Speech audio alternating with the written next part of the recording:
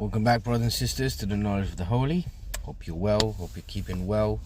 And we continue our study today with Paul. So we're still looking at Paul.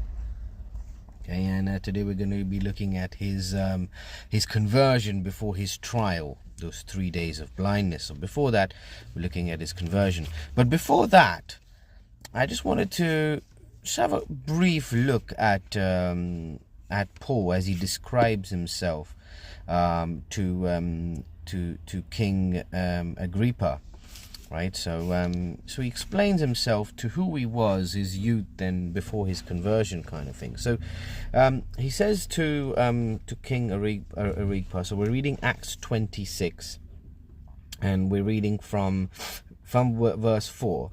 So he says, "My manner of life from my youth, which was at the first among mine own nation at Jerusalem, known all the Jews, which knew me from the beginning, if they would testify that after the most straightest sect of our religion, I lived a Pharisee." So he's agreeing that he lived like a Pharisee, because we saw yesterday that he agreed with the Pharisees, he agreed with the Sanhedrin with regards to the counsel and the doctrine of Jesus Christ, and how they sort of convinced him to reject the doctrine of Christ and to look at Stephen as a blasphemer.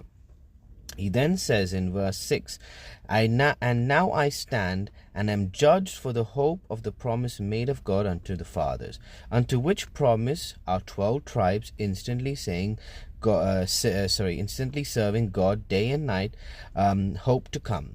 For which hope's sake, King Agrippa, I am accused of the Jews. Why should it be thought a thing incredible with you, that God should raise the dead?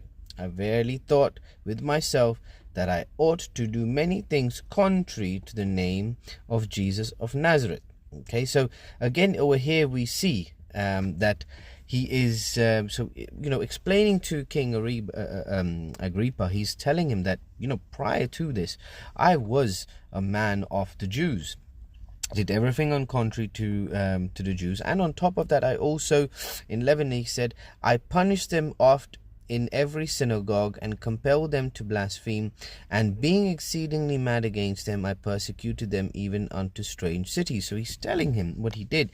Like prior to his conversion, he's saying that I was that guy. I went around persecuting these Christians, or the disciples of Jesus Christ, in not only in Jerusalem but in various cities as well. So I wanted to touch upon Paul explaining who he was prior to his conversion, so we get an idea of the thought process Saul had.